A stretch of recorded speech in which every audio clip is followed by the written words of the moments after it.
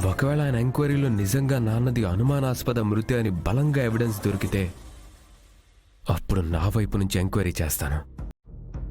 నాన్నని ఎవరైనా నిజంగా కావాలని చంపితే వాళ్ళని మాత్రం నేను వదలను.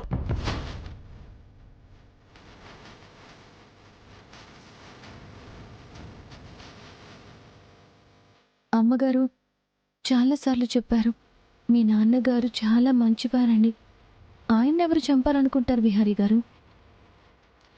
చెడ్డ వాళ్ళకి, చెడుగా ఆలోచించే వాళ్ళకి టార్గెట్ మంచి వాళ్ళేగా.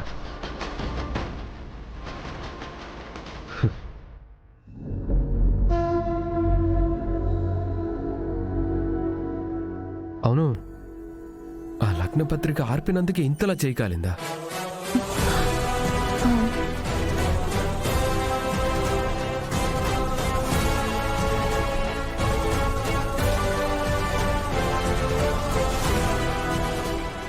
కనక మహాలక్ష్మి, ఆ లగ్నపత్రికే ఇంతలా చేయకాలిందా? అసలు ఏమైంది? ఎందుకు ఇంతలా కాలింది? కనుక నిన్నే మాట్లాడవేంటి? లేదు విహారీ గారు, లగ్న పత్రిక ఆర్పే ప్రయత్నంలోనే ఇలా కాలింది. అంతే కదా? అంతే. పొద్దు నుంచి ఏ ఆయింట్మెంట్ రాయకుండా ఉన్నావా? ఓహ్, ఇంతకంటే నొప్పిని, ఇంతకంటే బాధని అనుభవిస్తున్నావు. ఇంకీ గాయం నొప్పి నీకెలా తెలుస్తుంది?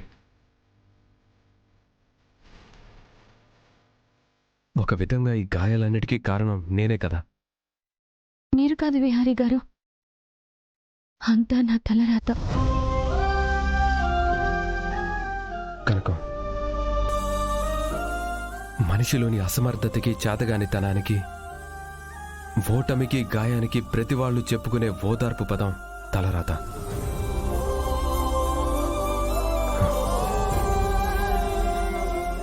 అసలు నీకీ తలరాత ఏర్పడిందే నా వల్ల.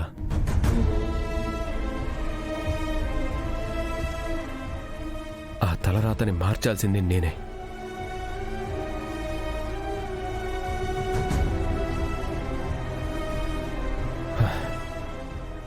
సరే, ఇప్పటికే చాలా ఆలస్యమైంది.